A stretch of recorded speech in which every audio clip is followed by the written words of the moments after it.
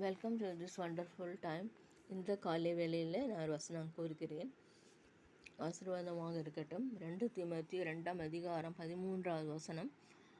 இந்த மே மாதம் உங்களுக்கு ஆசீர்வாதமாக இருக்கட்டும். இந்த மே மாதம் முழுவதும் கர்த்தர் நம்மை ஆசீர்வதிப்பாராக. ஒரு தீங்கும் வராமல் கர்த்தர் ஆசீர்வதிப்பாராக. 2 தீமோத்தேயு 2ஆம் அதிகாரம் 13வது வசனம். நாம் உண்மை இல்லாதவர்களாக இருந்தாலும் அவர் உண்மை உள்ளவராய் இருக்கிறார். நாம் உண்மை உள்ளவர்களாக இல்லாதிருந்தாலும் அவர் உண்மை உள்ளவராக இருக்கிறார். நம் பல வேளைகளில் உண்மை இல்லாதவர்களாக இருக்கிறோம். ஆனால் கர்த்தர் உண்மை உள்ளவராக இருக்கிறார்.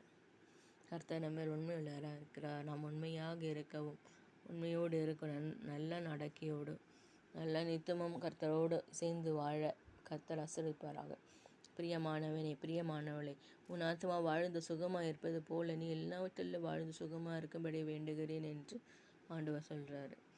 நாம் உண்மையுள்ளவர்களாக இருக்க வேண்டும் என்று ஆண்டவர் சொல்கிறாரு. அவர் தம்மைத்தான் மறுதலிக்க மாட்டார். கர்த்தராகிய தேவன் தம்மைத்தான் மறுதலிக்க மாட்டார். நாம் உண்மை இல்லாதவர்களாக இருந்தாலும் அவர் உண்மை உள்ளவராக இருக்கிறார்.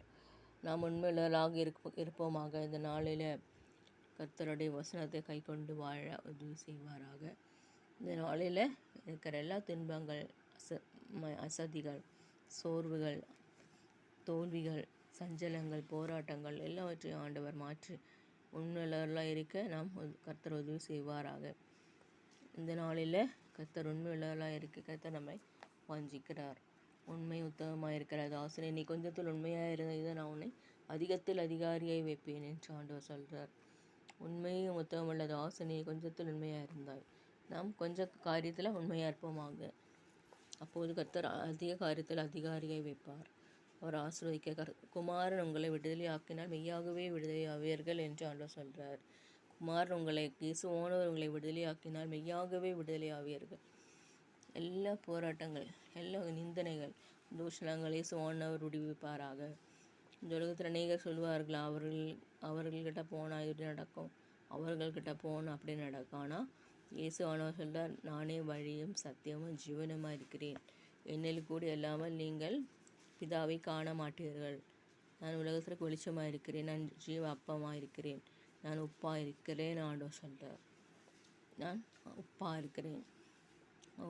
உப்பு காரம் இல்லாமல் போனால் உப்பினுடைய மகிமை என்னது?